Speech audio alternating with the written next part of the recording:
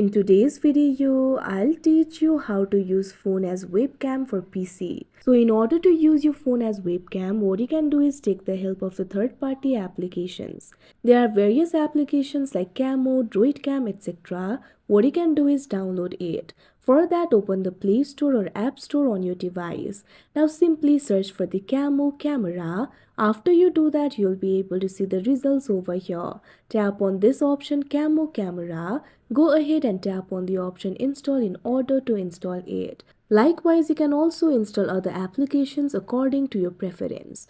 Now, once you open the Camo camera, what you have to do is open it. If you're opening this application for the first time, you might be asked to allow some permissions, grant the camera and microphone permission to this particular app. Now, after you do that, you'll be led to this kind of interface. Right now, it is not connected. Connecting to the PC is quite simple. The best method is to simply use the USB cable. Use the USB cable of high quality in order to connect your device to PC. After you do that, follow through the prompts and you'll be able to connect them. Likewise, you can also tap on the Wi-Fi icon that you can see right over here on your screen.